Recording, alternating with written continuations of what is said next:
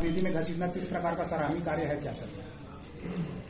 देखिए, राजनीति में घसीटने का काम नहीं है। सरकार जिस तरह से प्रताड़ित कर रही है सतनामी समाज के लोगों को, आप कवर्धा में लोहारीडीह में 40 लोगों को निरपराध बना के आप छोड़ रहे हो, और यहाँ जो लोग बंद हैं कमेटी बना के उसकी जांच की जाए बोल रहे हैं।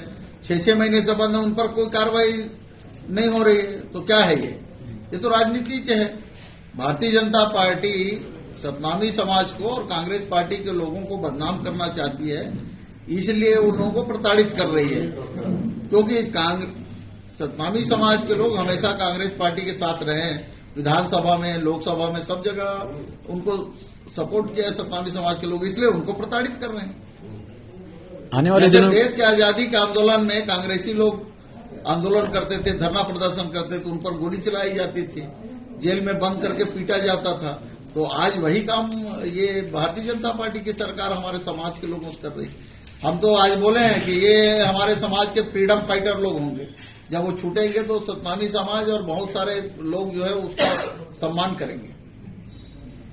जिनको जो घटना में शामिल लोग थे उनको फ्रीडम फाइटर्स से संबोधित किया जा रहा है, बोला जा रहा है कि स्वागत किया जाएगा जब जेल से छूट जाएंगे।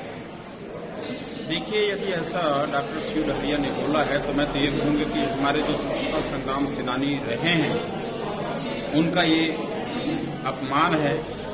फ्रीडम फाइटर कहना होना अलग बात है, जिन्होंने देश की आज़ादी के लिए अपने जीवन को कुर्बान कर दिया, जेलों में बंद रहे, कई प्रकार की तकलीफों झेले, आज़ादी के लिए लड़े और देश को आज़ाद कराए, वो फ्रीडम फाइटर है। और जो 10 दिन की घटना में जो शामिल लोग हैं, फ्रीडम फाइटर कहना, ये हमारे जो फ्रीडम फाइटर हैं देश के, उनका अपमान है। और ये अपना राजनीतिक रोटी सेकने के लिए ऐसा अगर डॉक्टर शिव डहरिया कर रहा है तो मैं इसका निंदा करता हूँ। ये बिल्कुल गलत बात है, इस तरह की उसको बयान नहीं देना चाहिए।